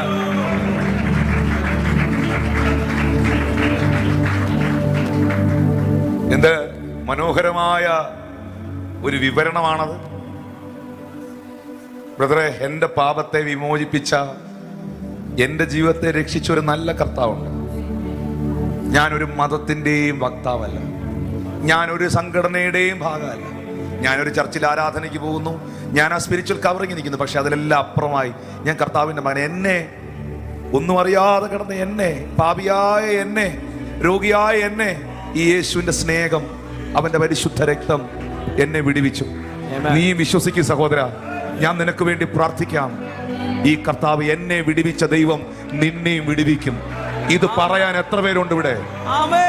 ഈ ഓൺലൈനിൽ കാണുന്ന എത്ര പേരുണ്ട്? ഇത് പറയാൻ, ഇതറിയിക്കാൻ, ഇത് വിളംബരം ചെയ്യാൻ, ദാവീദിന്റെ സന്തതിയായി മരിച്ചടക്കപ്പെട്ട് ഉയർത്തെഴുന്നേറ്റ് ഇന്നും ജീവിക്കുന്ന യേശുവിനെ പ്രസംഗിക്കുവാൻ. അവനാൽ ലഭിക്കുന്ന പാപവിമോചനം, അതാണ് ഏറ്റവും വിളംബരം ചെയ്യേണ്ട സത്യം. യോഹന്നാൻ 8:11 പാപിനിയായ സ്ത്രീ യേശു കർത്താവിന്റെ അടുക്കൽ വരുമ്പോൾ യേശു അവളോട് പറയുന്നുണ്ട്, ഞാനും നിനക്ക് ശിക്ഷ വിധിക്കുന്നില്ല, പോക, ഇനി പാപം ചെയ്യരുത്. ശ്രദ്ധിക്കുന്നോ? അവൾ ശിക്ഷയ്ക്ക് യോഗ്യയാണ്. ശിക്ഷാവിധിയിൽ അകപ്പെടേണ്ടവളെ ശിക്ഷിക്കാതെ അവളെ രക്ഷിച്ചു. ന്യായവിധിയിൽ പെടേണ്ടവളെ രക്ഷിച്ചു. അവളുടെ പാപത്തെ വിമോചിപ്പിച്ചു. ഇത് ചെയ്തത് യേശുവാണ്. ആ യേശുവിനെ നിങ്ങൾക്കൊരാൾക്ക് കൊടുക്കാൻ കഴിഞ്ഞാൽ, അറിയിക്കാൻ കഴിഞ്ഞാൽ, അവനെയും നിനക്ക് രക്ഷിക്കാൻ കഴിയും. ഒന്ന് കരമടിച്ച് കർത്താവിന് നന്ദി പറഞ്ഞേ. ഈ യേശുവിനെ, ഈ കർത്താവിനെ നിങ്ങൾക്ക് കൊടുക്കാൻ കഴിഞ്ഞാൽ അവനെയും നിങ്ങൾക്ക് രക്ഷിക്കാൻ കഴിയും. കാരണം ഇന്ന് തിരുമേശയുടെ ശുശ്രൂഷയുമായി ഞാനിത് കണക്ട് ചെയ്യാണ്. അവനിൽ മാത്രമാണ്, യേശുവിൽ മാത്രമാണ് പാപവിമോചനം എന്ന വീണ്ടെടുപ്പ്.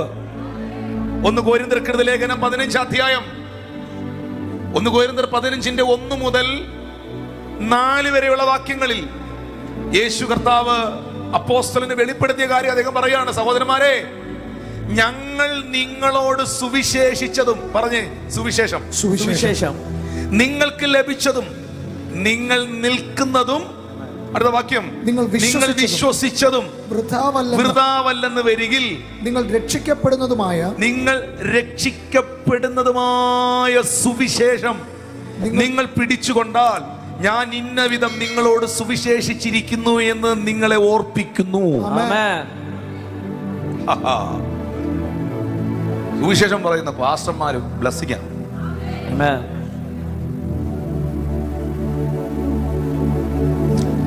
മൂന്നാമത്തെ വാക്യത്തിൽ എന്നാ പറഞ്ഞേ?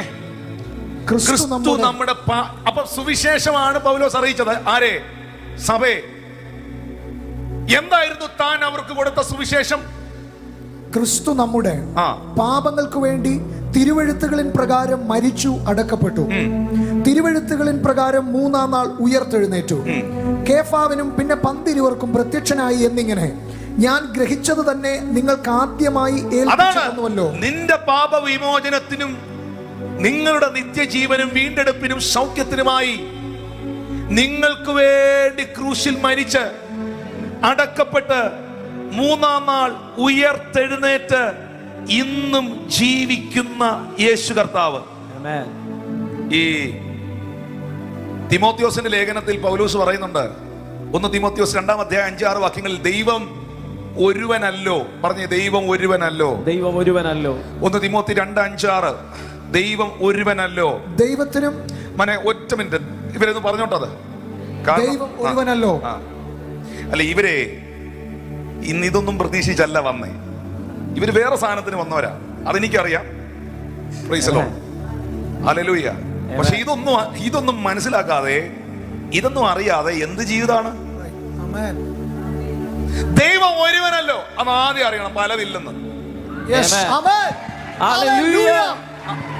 അതിനകത്തൊന്ന് ഉറയ്ക്കുന്നവരെന്ന് കൈയടിച്ച് കർത്താവ്,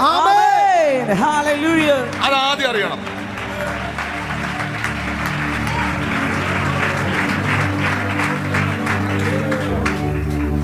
ദൈവത്തിനും മനുഷ്യർക്കും മധ്യസ്ഥയല്ല, മധ്യസ്ഥൻ ഒരുവൻ. ആമേൻ. ആമേൻ.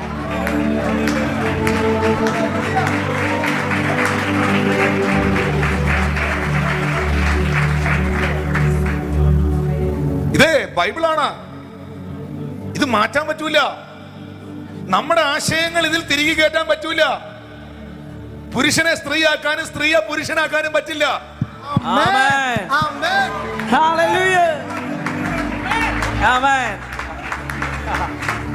ദൈവത്തിനും മനുഷ്യർക്കും മധ്യസ്ഥൻ ഒരുവൻ. അവിടെ ഓർത്തോണം, മധ്യസ്ഥൻ ഒരുത്തനെ ഉള്ളെങ്കിൽ രണ്ടില്ലെന്ന്.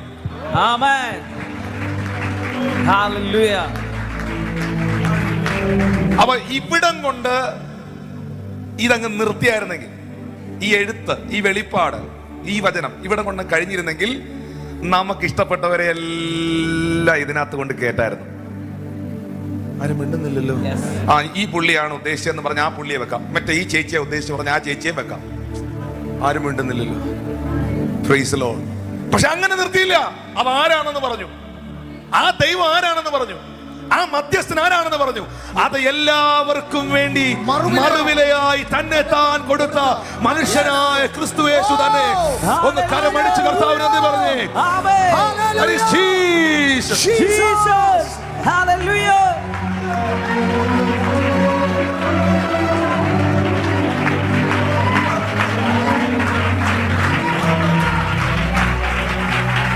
ഇനിയും കൺഫ്യൂഷൻ ആണോ?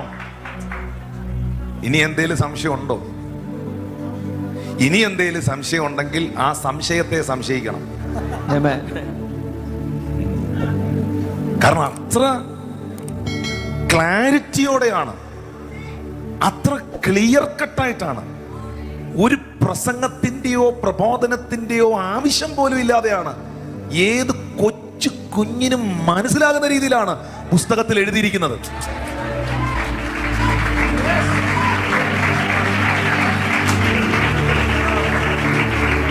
അതുകൊണ്ടാണ് യേശു പറഞ്ഞത്, നിങ്ങൾ ഇനി പ്രാർത്ഥിക്കുമ്പോൾ എന്റെ നാമത്തിൽ അപേക്ഷിക്കുവീൻ. പിതാവ് പുത്രനിൽ മഹത്വപ്പെടേണ്ടതിന് ഞാനത് നിങ്ങൾക്ക് വേണ്ടി ചെയ്തു തരും. അതുകൊണ്ടാണ് ദൈവമക്കളെ നമ്മൾ പ്രാർത്ഥിക്കുമ്പോൾ പറയുന്നത്, സകലവും യേശുവിൻ നാമത്തിൽ തന്നെ. ആരും പോകല്ല. Praise the Lord. ചേർന്നൊരു ആമീൻ പറഞ്ഞേ. കാരണം എല്ലാ നാമത്തിനും മേലായ നാമം, പ്രാർത്ഥന ദൈവം കേൾക്കുന്ന നാമം, പരിശുദ്ധാത്മാവ് നമ്മളിൽ വരുന്ന നാമം, രക്ഷ ലഭിക്കുന്ന നാമം, വഴിയും സത്യവും ജീവനുമായ നാമം, വിടുതൽ ഉണ്ടാകുന്ന നാമം, നിത്യതയിൽ എത്തിക്കുന്ന നാമം, ഒരേ ഒരു നാമം, സ്വർലോകരുടെയും ഭൂലോകരുടെയും അധോലോകരുടെയും എല്ലാ മുഴങ്കാലും മടങ്ങുന്ന നാമം. Hallelujah. ജീസസ്. Amen. യേശു. യേശു.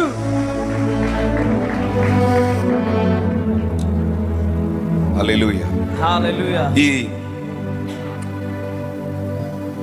യേശു മനുഷ്യൻ ദൈവമായതല്ല, ദൈവം മനുഷ്യനായതാണ്. Amen. അവിടെയാണ് അതിന്റെ ഏറ്റവും വലിയ. ഇവിടെ മനുഷ്യര് പലരും ദൈവമാകാൻ ശ്രമിക്കുന്നുണ്ട്. പക്ഷേ ഒരേ ഒരു ദൈവമേ ഉള്ളൂ മനുഷ്യനായി വന്നത്. Amen. മനുഷ്യന്റെ കൂടെ നടന്നു, മനുഷ്യന്റെ ഒപ്പം ഭക്ഷിച്ചു, അവന്റെ സകല വേദനകളും മനസ്സിലാക്കി, അവന്റെ സകല ആവശ്യങ്ങളും പരിഹരിച്ചു. അവസാനം ആർക്കും പരിഹരിക്കാൻ പറ്റാത്തൊരു കാര്യം ഉണ്ടായിരുന്നു. അവന്റെ ജന്മകർമ്മ പാപം, അവനിൽ കുടിയിരിക്കുന്ന, അവന്റെ രക്തത്തിൽ കുടിയിരിക്കുന്ന പാപം, ആ പാപവും അവനിൽ എടുത്തു കളയാൻ അവൻ തന്റെ സ്വന്തം രക്തം അവന് വേണ്ടി കൊടുത്തു. ആ പരിശുദ്ധമായ രക്തം അവന് വേണ്ടി ഒഴുക്കി. അതുകൊണ്ടാണ് 1 യോഹന്നാൻ 1:7 പറയുന്നത്, അവന്റെ പുത്രനായ യേശുവിന്റെ രക്തം നിന്റെ സകല പാപവും പോക്കി നമ്മെ ശുദ്ധീകരിക്കും. അതുകൊണ്ടാണ് അപ്പോസ്തല പ്രവൃത്തി 4:11-12 പറയുന്നത്, മറ്റൊരുത്തനിലും രക്ഷയില്ല, നാം രക്ഷിക്കപ്പെടുവാൻ ആകാശത്തിൻ കീഴിൽ മനുഷ്യരുടെ ഇടയിൽ നൽകപ്പെട്ട വേറെ ഒരു നാമവും ഇല്ല. സഹോദരിമാരെ, സഹോദരന്മാരെ, എൻ്റെ വാത്സല്യ മാതാപിതാക്കളെ, എൻ്റെ ജ്യേഷ്ഠന്മാരെ, അനുജന്മാരെ, എൻ്റെ കൂട്ടുവേലക്കാരെ, എൻ്റെ ആത്മീക മക്കളെ, എൻ്റെ പ്രിയപ്പെട്ടവരെ, എൻ്റെ അമ്മമാരെ, നിങ്ങൾ സുവിശേഷം പറയണം. നിങ്ങൾ സുവിശേഷം അറിയിക്കണം. ലജ്ജിക്കല്ല അതിനകത്ത്. നിങ്ങൾ യേശുവിനെ കുറിച്ച് പറയാൻ മടിക്കാതിരുന്നാൽ സ്വർഗത്തിൽ ദൂതന്മാരുടെ നടുവിൽ കർത്താവും പറയും, നീ എന്റേതാണ്.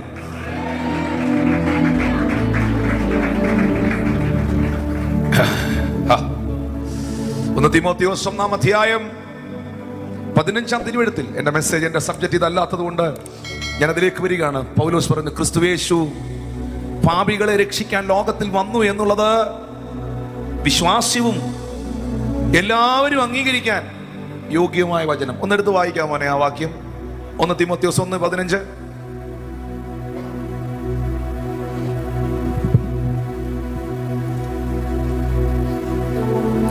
ക്രിസ്തുയേശു പാപികളെ രക്ഷിക്കുവാൻ ലോകത്തിൽ വന്നു എന്നുള്ളത് വിശ്വാസ്യവും എല്ലാവരും അംഗീകരിക്കുവാൻ യോഗ്യവുമായ വചനം തന്നെ. ആ പാപികളിൽ ഞാൻ ഒന്നാമൻ. അപ്പോസ്തലൻ പറയുകയാണ്, പറഞ്ഞ് എല്ലാവരും അംഗീകരിക്കാൻ. എല്ലാവരും അംഗീകരിക്കാൻ. ഈ ഞങ്ങൾ എന്തിനാണ് എല്ലാവരും യേശുവിനെ അംഗീകരിക്കണമെന്ന് പറയുന്നേ? അത് ബ്രദറെ, സൗഖ്യം കിട്ടാൻ. എല്ലാവരും രോഗികളാണോ? രോഗിക്കല്ലേ സൗഖ്യം വേണ്ടേ? ആരോഗ്യമുള്ള ഒരു രോഗവും ഇല്ലാത്ത എത്രയോ ആളുകളുണ്ട്. അത് ബ്രദറെ, അത് കടഭാരം ഒക്കെ ഒന്ന് മാറണം. എല്ലാവരും കടഭാരമുള്ളവരാണോ? 1 രൂപ കടമില്ലാത്ത എത്ര പേരുണ്ട്? അത് ബ്രദറെ, എൻ്റെ കുടുംബജീവിതം ഒന്ന് സ്വസ്ഥമാകാൻ. ഒരു വിശ്വാസമില്ലാതെ കുടുംബജീവിതം എത്ര അടിപൊളിയായിട്ട് നയിക്കുന്നവരുണ്ട്. അപ്പൊ ഇത് കുടുംബജീവിതത്തിന്റെ വിഷയവുമായി ബന്ധപ്പെട്ടോ രോഗസൗഖ്യവുമായി കണക്ട് ചെയ്തോ കടഭാരം മാറാനോ ഒന്നുമല്ല എല്ലാവരും യേശുവിനെ അംഗീകരിക്കണമെന്ന് പറയുന്നേ. എല്ലാവരും യേശുവിനെ അംഗീകരിക്കണമെന്ന് പറയുന്നതിന് ഒറ്റ കാരണേ ഉള്ളൂ, എല്ലാവരുടെ ഉള്ളിൽ പാപമുണ്ട്. അതില്ലാത്ത ഒരുത്തനും ഇല്ല. നിങ്ങളിൽ പാപമില്ലെന്ന് പറയുന്നവൻ കള്ളനാകുന്നു. നിങ്ങളിൽ പാപമില്ലെന്ന് പറയുന്നവനല്ലാതെ ആരാകുന്നു കള്ളൻ? ആ പാപിക്ക് ഒരു രക്ഷകനേ ഉള്ളൂ. ആ പാപിക്ക് ഒരു വിമോചകനേ ഉള്ളൂ. ആ പാപിക്ക് ഒരു വീണ്ടെടുപ്പുകാരനേ ഉള്ളൂ. ആ പാപിക്ക് ഒരു വെളിച്ചമേ ഉള്ളൂ. അത് ജീവനെ തന്നെത്താൻ ഈ ഭൂമിയിൽ വന്ന് അർപ്പിച്ച് തന്റെ സ്വന്തം രക്തം കൊടുത്ത് അവനെ വീണ്ടെടുത്ത ദൈവപുത്രനായ ക്രിസ്തുവാണ്. അതുകൊണ്ട് പൗലോസ് പറയുന്നു, ക്രിസ്തുയേശു പാപികളെ രക്ഷിക്കാൻ ലോകത്തിൽ വന്നു എന്നുള്ളത് വിശ്വാസ്യവും എല്ലാവരും അംഗീകരിക്കേണ്ട വചനമാണ്. ആരും പേടിക്കേണ്ട. ആ പാപികളിൽ ഞാനായിരുന്നു ഫസ്റ്റ് റാങ്ക്. ഫസ്റ്റ് റാങ്ക് എനിക്കായിരുന്നു. ഹല്ലേലൂയ. പക്ഷെ ആ എന്നെയും ആ കർത്താവ് രക്ഷിച്ചു. Amen. അവൻ എനിക്കും നിത്യജീവൻ തന്നു. അവൻ എന്നോടും സകല ദീർഘക്ഷമയും പാപികളിൽ ഒന്നാമനായ എന്നിൽ കാണിക്കേണ്ടതിന് എനിക്കും കരുണ ലഭിച്ചു. Amen. ഇത്ര വലിയ മഹത്തരമേറിയ അനുഭവം ഉള്ളവർ, യേശുവിലൂടെ പാപവിമോചനവും രക്ഷയും ലഭിച്ചവർ എന്ന കൈകൾ ഉയർത്തിയേ. ദേ, നിങ്ങൾക്ക് വേണ്ടിയാണ് ഈ ശുശ്രൂഷ. Amen.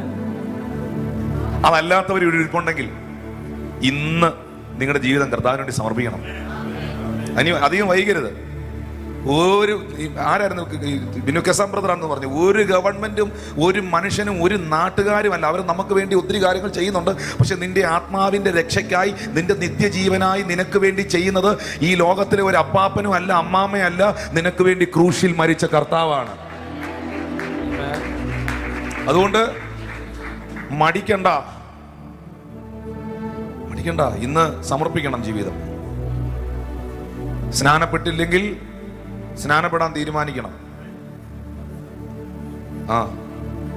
രക്ഷിക്കപ്പെട്ട വ്യക്തി അല്ലെങ്കിൽ എന്താ രക്ഷ? അയ്യോ, പറയാൻ സമയം പോരാ. രക്ഷ ശിക്ഷയിൽ നിന്നുള്ള വിടുതലാണ്.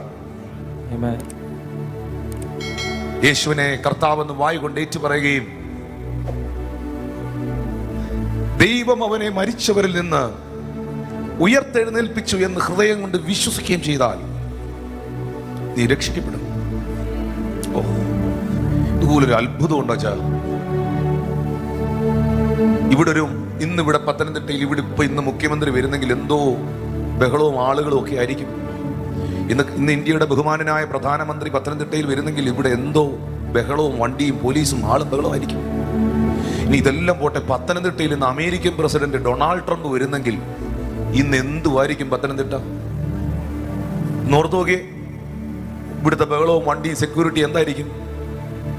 ഒരു ബഹളം ഇല്ലാതെ, കൈയടിക്കല്ലേ, മൊത്തം കേൾക്കണം, ഒരു ബഹളം ഇല്ലാതെ, പടക്കം പൊട്ടിക്കാതെ, ചെണ്ടമേളം ഇല്ലാതെ, ബാൻഡില്ലാതെ, ഭൂകമ്പമില്ലാതെ, ആരവാരങ്ങളില്ലാതെ, അഖിലാണ്ടത്തെ മുഴുവൻ ചമച്ചവൻ നിന്റെ അകത്തോട്ട് ഇറങ്ങി വരിക.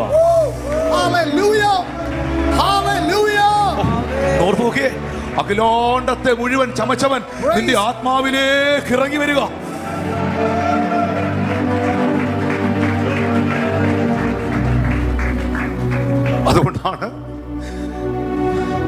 അതുകൊണ്ടാണ് പൗലോസ് പറഞ്ഞത്, ഇത്ര വലിയ രക്ഷയെ നീ ഗണ്യമാക്കാതെ പോകരുതെന്ന്. ആമേൻ.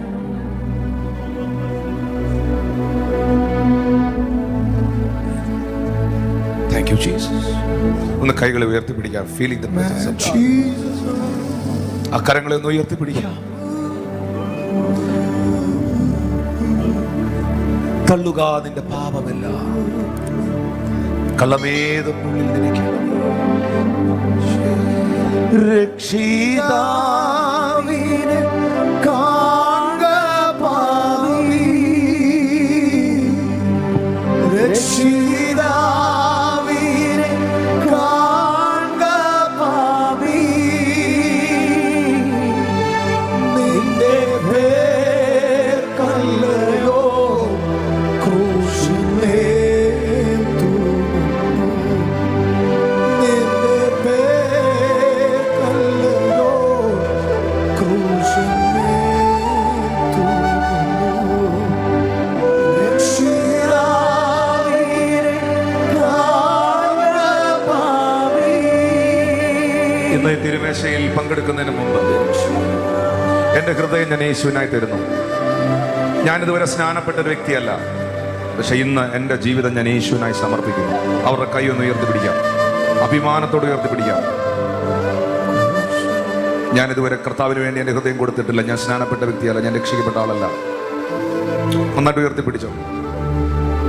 അതായത് സ്ഥാനത്ത് മക്കളൊന്ന് എഴുന്നേറ്റ് നിന്നു. ക്യാമറ അവരിലേക്ക് തിരിക്കേണ്ട ആവശ്യമില്ലല്ലോ, തിരിക്കണ്ട. പലരെയും കാണുന്നു, ഒരുപാട് പേരെ കാണുന്നു. അവരെന്ന് കൈകൾ ഉയർത്തിപ്പിടിച്ചോ. അവിടെ നിന്നുകൊണ്ടെന്ന് പ്രാർത്ഥിച്ചു, യേശുവേ, എൻ്റെ ജീവിതം ഞാൻ നിനക്കായി സമർപ്പിക്കുകയാണ്. എന്നെ പൂർണ്ണമായി ഞാൻ അങ്ങേക്ക് നൽകുകയാണ്. നൽകുകയാണ്. ഈ ഓൺലൈനിൽ എന്നെ കാണുന്നവർ, നിങ്ങളുടെ ജീവിതം ഇതുവരെ യേശുവിനായിട്ട് കൊടുത്തില്ല എങ്കിൽ ഇത്ര വലിയ രക്ഷകനെ നിങ്ങൾക്ക് ലഭിച്ചില്ല എങ്കിൽ അവിടെ ഇരുന്നുകൊണ്ട് യേശുവേ എന്നൊന്ന് വിളിക്കാം. മാത്രം യേശുവേ, കർത്താവേ, എൻ്റെ ആത്മാവിലേക്ക് വരണമേ, എൻ്റെ ഹൃദയത്തിലേക്ക് വരണമേ എന്ന് പ്രാർത്ഥിക്കും. പുങ്കാര ശബ്ദങ്ങളില്ലാതെ, ഭൂകമ്പങ്ങളില്ലാതെ, പടക്കങ്ങൾ പൊട്ടുന്ന ശബ്ദങ്ങളില്ലാതെ, ബാൻഡ് മേളങ്ങളും ആർപ്പുവിളികളുമില്ലാതെ അഖിലാണ്ടത്തെ മുഴുവൻ ചമച്ചവൻ നിന്റെ ആത്മാവിലേക്ക് ഇങ്ങനെ ഇറങ്ങി വരും. നിന്റെ ആത്മാവിലേക്ക് വന്ന് ലയിച്ചു ചേരും. നിന്റെ ഉള്ളത്തിലേക്ക് വന്ന് കയറും. ആ കർത്താവിന്റെ കരങ്ങളിലോട്ട് നിൽപ്പിച്ച് യേശുവേ, യേശുവേ, യേശുവേ, എന്റെ ആത്മാവിനെയും എന്റെ പ്രാണനെയും എന്റെ ജീവനെയും എന്റെ ജീവിതത്തെയും ഞാൻ അങ്ങേയ്ക്കായി സമർപ്പിക്കുന്നു കർത്താവേ. ഞാൻ പൂർണ്ണമായി ഏൽപ്പിക്കുന്നു. എന്നെ തന്നെ അങ്ങേയ്ക്ക് നൽകുന്ന കർത്താവേ, യേശുവിൻ നാമത്തിൽ തന്നെ. ഓക്കെ, നിങ്ങൾ ഇരിക്കുക. നിങ്ങളുടെ കയ്യിലൊരു കാർഡ് ലഭിക്കും, അത് വോളണ്ടിയേഴ്സ് തരും. ഇരിക്കുന്നതിന് മുമ്പ് കൈ ഉയർത്തിയാൽ അവരത് പെട്ടെന്ന് ഏൽപ്പിക്കും, അത് ഫില്ലപ്പ് ചെയ്ത് കൊടുക്കുക. അപ്പോൾ തന്നെ ഈ തിരുമേശയിൽ പങ്കെടുക്കാൻ പ്രാർത്ഥനയോടെ വന്നവർ എന്ന് കൈ ഉയർത്തി. വിശ്വസിച്ച് സ്നാനമേറ്റവർ, രക്ഷിക്കപ്പെട്ടവർ, കർത്താവിന്റെ മേശയിൽ പങ്കാളികളാകാൻ വന്ന പ്രിയമുള്ളവർ, ബാക്കിയുള്ള എല്ലാവരെയും കർത്താവ് സ്നേഹിക്കുന്നു. അവർക്കൊന്ന് എഴുന്നേറ്റ് നിൽക്കാം. ഇപ്പം കൈ ഉയർത്തിയവർ എന്ന് വെച്ചാൽ തിരുമേശയിൽ പങ്കെടുക്കാൻ പ്രാർത്ഥനയോടെ വന്നവർ.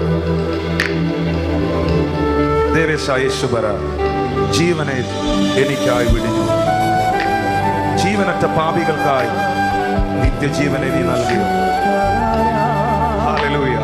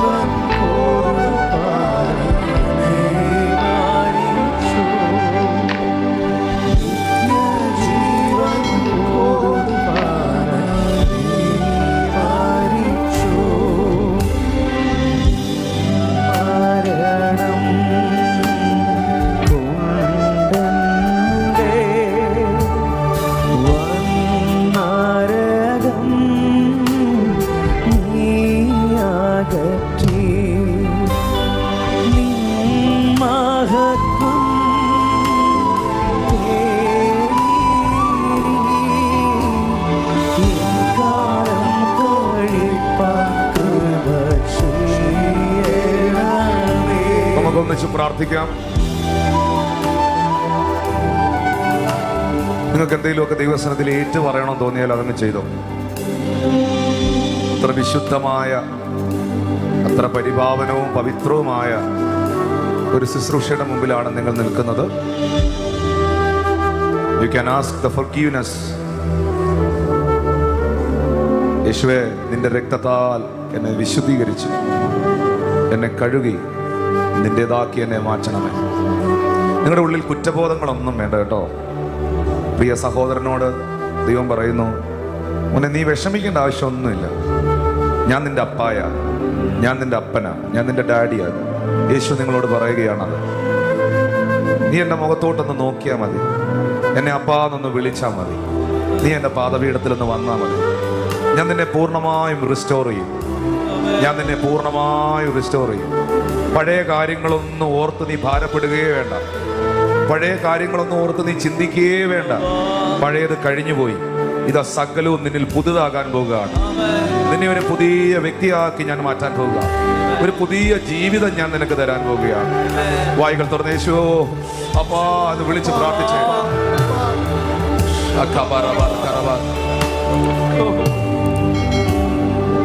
You know the song Emmanuel, Matthew brother, അപ്പാ എന്ന് വിളിക്കാൻ യോഗ്യനല്ല ഞാൻ. അപ്പാ എന്നു വിളിക്കുവാൻ യോഗ്യനല്ല ഞാൻ ഒരിക്കലും. പാപം എന്നിൽ പെരുകി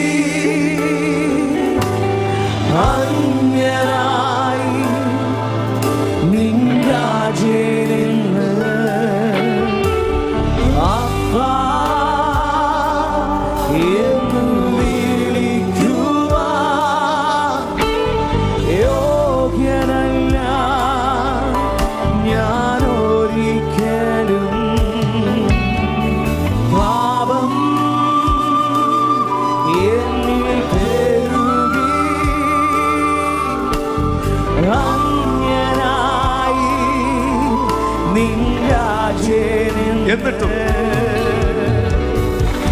എന്നിട്ടും സ്നേഹിച്ചു നീ. ഓ എന്നിട്ടും മാനിച്ചു നീ.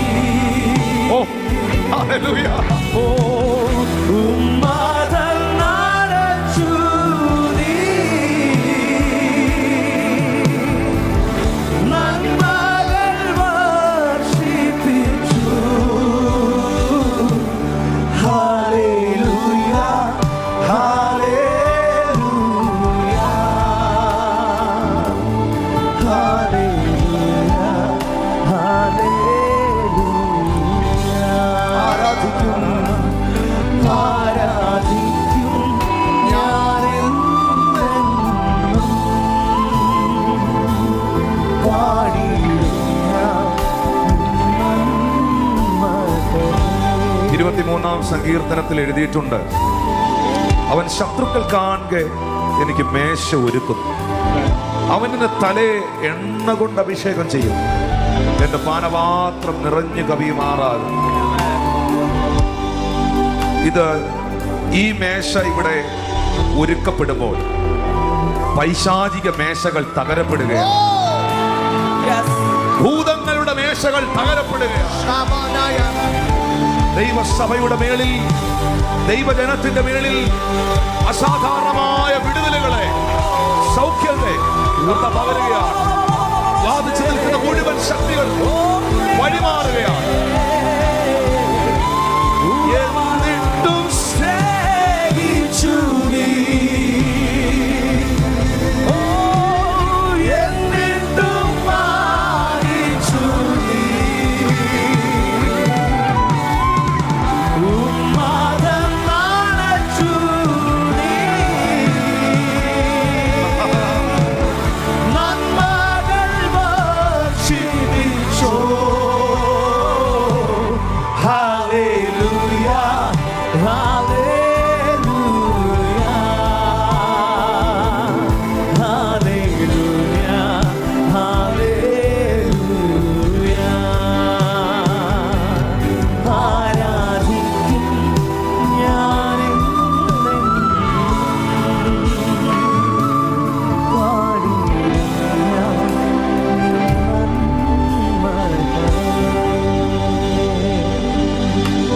ഞാൻ കർത്താവിൽ നിന്ന് പ്രാപിക്കുകയും നിങ്ങൾക്ക് ഏൽപ്പിച്ചു തരികയും ചെയ്യുന്നത് എന്തെന്നാൽ, യേശുവിനെ കാണിച്ചു കൊടുത്ത രാത്രി അവൻ അപ്പമെടുത്ത് സ്തോത്രം ചൊല്ലി, ഇത് വാങ്ങി ഭക്ഷിക്കുകയും ഇതെന്റെ ശരീരം എന്നവൻ അരുളിച്ചു. യേശു കർത്താവ് താൻ ദൈവമായിരിക്കെ ദൈവത്തോടുള്ള സമത്വം മുറുകെ പിടിച്ചു കൊള്ളണമെന്ന് വിചാരിക്കാതെ വേഷത്തിൽ മനുഷ്യനായി ഭൂമിയിൽ ജീവിച്ചപ്പോൾ, പ്രവർത്തിച്ചപ്പോൾ താൻ തിരുവായ് പൊഴിഞ്ഞ് പറഞ്ഞൊരു വാക്കുണ്ട്, ഞാൻ സ്വർഗത്തിൽ നിന്നിറങ്ങി വന്ന ജീവന്റെ അപ്പമാകുന്നു. ഇത് നിങ്ങൾ ഭക്ഷിക്കുന്ന മന്നായല്ല, ജീവന്റെ അപ്പമാകുന്ന ക്രിസ്തുവിന്റെ നിഴലാണ് ഈ ഉയർത്തിപ്പിടിച്ചിരിക്കുന്ന അപ്പം. ഇതോ തിന്നുന്നവൻ എന്നേക്കും ജീവിക്കും, ഒടുക്കത്തെ നാളിൽ ഞാൻ അവനെ ഉയർപ്പിക്കും. പിതാവേ, പിതാവേ, അപ്പാ, അപ്പായേ, എൻ്റെ അപ്പായേ, യേശുവേ, ഞങ്ങൾക്ക് വേണ്ടി തകർക്കപ്പെട്ട നിങ്ങളുടെ ശരീരത്തിന് നന്ദി. ഞങ്ങൾക്ക് വേണ്ടി മുറിവേറ്റ അവിടുത്തെ ശരീരത്തിന് നന്ദി. നിങ്ങളുടെ എല്ലാ കരങ്ങളും ഉയർത്തി ഈ മേശമേലുള്ള അപ്പത്തെ ചെയ്താൽ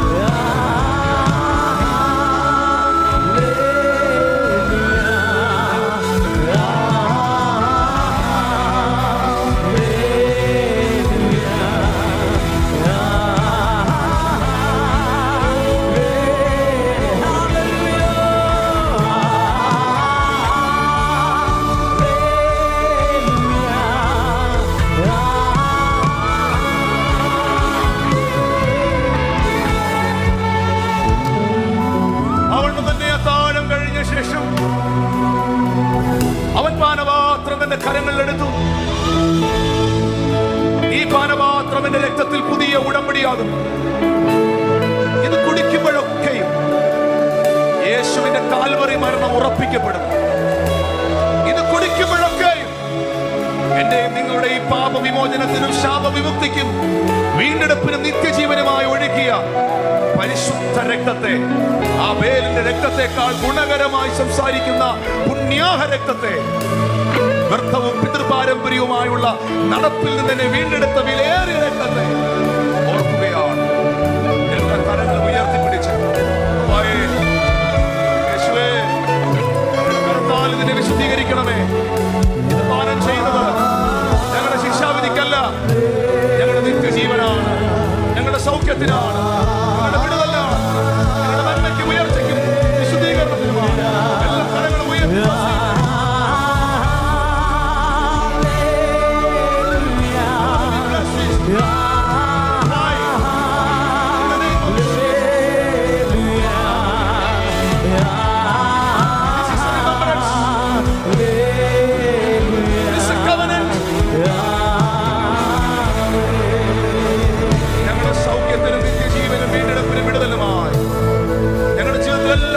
ആത്മീക ഭൗതിക അനുഗ്രഹങ്ങൾക്കുമായി, ഞങ്ങളുടെ ജീവിതത്തിന്റെ സന്തോഷത്തിനും സമാധാനത്തിനും വിടുതലുമായി സർവ്വ നന്മകളും അനുഗ്രഹങ്ങളും സ്വീകരിക്കേണ്ടതിനായി പൈശാചിക ശക്തികളുടെ മേലും പൈശാചിക ചിന്തകളുടെ മേലും ശത്രുവിന്റെ വാഴ്ചകളുടെ മേലും ജയമുണ്ടാകേണ്ടതിനായി, സകലത്തെയും ജയിക്കേണ്ടതിനായി, ജയാളികളായി ക്രിസ്ത്യ ജീവിതം നയിക്കേണ്ടതിനായി ഞങ്ങളിൽ നിന്ന് ഭക്ഷിച്ച് പാനം ചെയ്യുന്ന കർത്താവ് യേശുവിൻ നാമത്തിൽ തന്നെ.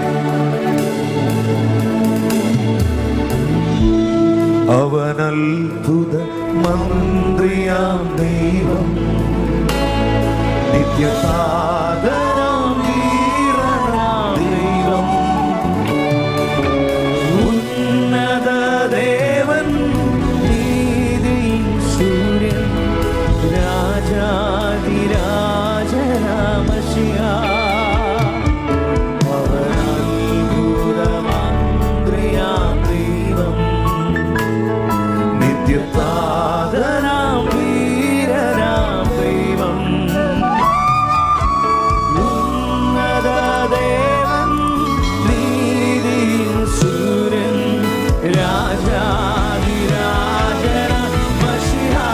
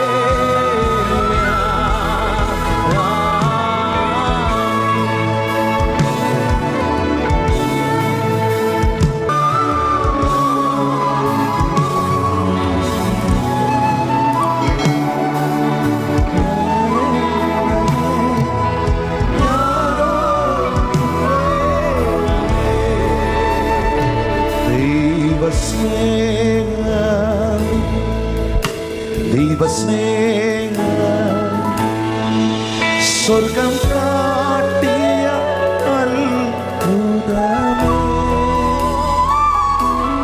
മരക്കുരിശിൽ എന്റെ പേർക്കായി യേശു ചൊരിഞ്ഞതാ നിത്യസ്നേഹമേ,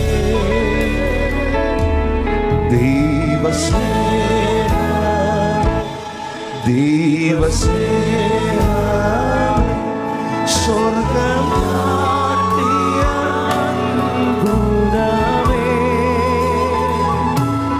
മരക്കുരിശിൽ എന്റെ പേർക്കായി യേശു ചൊരിഞ്ഞതാ നിത്യസ്നേഹമേ, എന്തു പകരം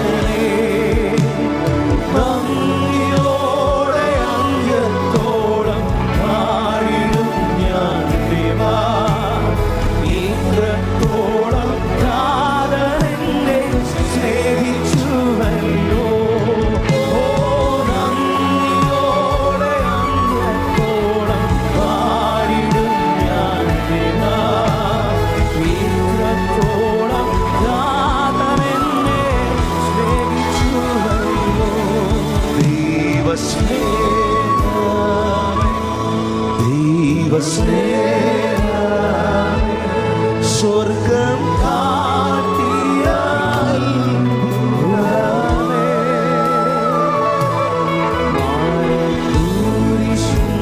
മാനക്കുരിശിന്മേൽ യേശു ചൊരിഞ്ഞതാം നിത്യ സ്നേഹമേ, ഒരു തരി പോലും കുറയില്ല നിന്നോടുള്ള സ്നേഹം. എൻ ഉയിരേക്കാളരികിൽ എന്നും എന്നും വേണം. ഒരു തരി പോലും കുറയില്ല നിന്നോടുള്ള സ്നേഹം. എൻ ഉയിരേക്കാളരികിൽ എന്നും എന്നും വേണം. ഒരു ഇമ പോലും അടയാതെ, ഒരു ഇമ പോലും അടയാതെ എന്നെ നോക്കിടുന്ന